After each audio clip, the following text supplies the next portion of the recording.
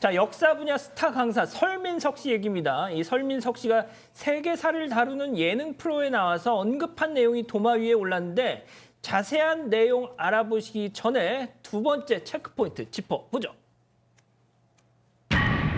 아, 이거 뭐 약간 좀 비속어네요. 구라풀기. 예, 거짓말이다. 뭐 이런 얘기인데. 자, 이게 뭐 다들 뭐 보도를 접해 보셔서 아시겠지만 결국 이제 설민석 씨가 역사를 왜곡했다는 논란. 이게 어떻게 해서 나온 거죠?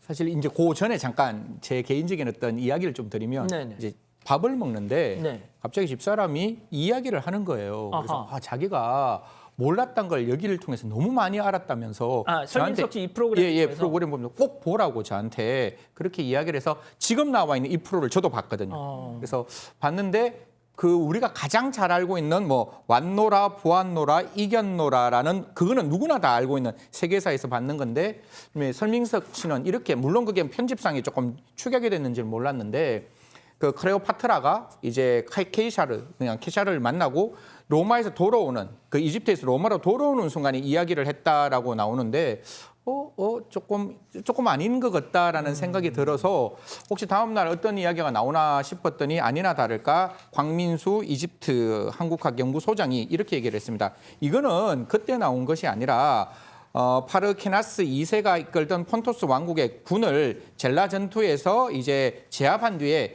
로마에 귀국해서 거행한 개선식에서 했는 이야기다. 그래서 그 내용의 팩트가 다 다르다라고 하면서 광민수 소장은 이거 말고도 수많은 내용이 있는데 이런 이야기를 하는 게 뭐 굉장히 이렇게 입이 아플 수 있다라는 뜻으로 이야기를 했습니다. 예.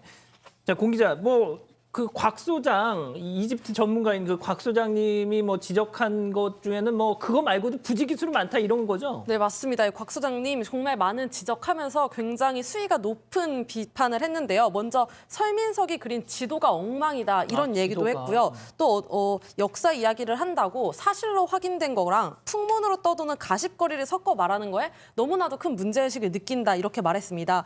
그래서 아까 얘기했던 우리의 역사에 전달하는 게 구라풀기가 아니라 역사 이야기를 진심으로 전달하는 거라면 사실과 풍문을 조금 구분해서 언급해줘야 된다. 그리고 이 곽 소장이 실제로 이 프로그램에 자문까지 했나 봐요. 근데 본인이 자문한 내용은 잘 반영이 안 돼 있는 것 같다고 하면서 이번 논란 속에서 소위 설민석 류, 즉 역사를 이렇게 이야기로 푸는 이런 부류에 대한 사회적 경각심이 조금 높아졌으면 좋겠다. 이런 얘기도 덧붙였습니다. 자, 이 구라라는 표현이 말이죠. 김구라 씨 때문에 이제 우리가 막 되게 친숙하게 쓰지만 이게 카라라는 일본 말에서 파생된 비속어입니다.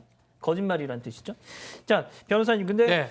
일각에선 이런 얘기도 해요. 그러니까 설민석 씨가 단국대 연극영화과를 그렇죠. 졸업했어요. 역사학을 전공을 한 사람은 아닙니다. 바로 그런 점들 때문에 네. 막 또 호사가들은 얘기를 하던데 이전에도 또 약간 왜곡 논란이 그렇죠. 좀 있었죠. 상당히 뭐 인기도 좋고 또 많은 시청자분들이 좋아하기도 합니다. 역사를 좀 근데 요새 확실히 전달력은 뛰어난 것 정도로 같아요. 엄청 뛰어나죠. 그래서 좋아하는 분도 있는데 문제는 그렇다고 하더라도 이게 예능 프로가 아닌 역사 프로라면 정확하게 전달이 돼야 되는데 그럼요. 이미 재판이 좀 걸렸던 적이 있습니다. 아하. 우리 이제 3.1 운동 전에 민족 대표자 33인이 이제 이 대표자 33인이 태화관에 모여가지고 독립선언을 했던 적이 있는데 이 태화관을 우리나라 최초 룸사롱이라고 이렇게 표현했어요. 나수를 뭐 했다 이런 식으로 좀 쉽고 이야기 좋게 하려고 아마 그런 어떤 의도로 얘기를 했던 걸로 보이지만 강의에서 그걸 룸사롱이라고 하면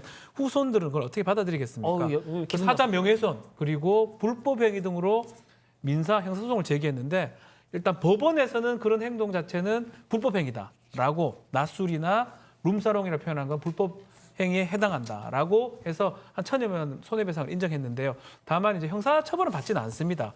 어쨌든 간에 좀 재미하고 이런 부분들이 혼돈되는 경우가 되고 이번에 이집트는 좀 사실이 다르다 보니까 더 논란이 되는 것 같습니다. 자, 근데 뭐가 됐든 설민석 씨 본인의 사과는 아니었고 해명은 아니었고 그 프로그램 제작진이 뭐 입장을 내놨더라고요. 네, 맞습니다. 사실 뭐 방대한 고대사 자료를 리서치하는 과정에서 일부 오류가 있었던 점에 대해서는 진심으로 사과를 드린다라고 이야기를 하면서 방대한 이야기의 세계사를 다루다 보니 한 편당 보통 4-5시간의 녹화를 하고 그걸 85분으로 압축하는 과정 속에서 특별하게 문제 없는 부분은 이렇게 잘라 편집하다 보니까 좀 이런 오해가 좀 나타났다고 하면서 이 과정에서 생략된 부분에 대해서 기본적으로 다시 한번 고민하고 이런 부분에 대한 어떤 오류가 없도록 하겠다. 이렇게 밝혔습니다.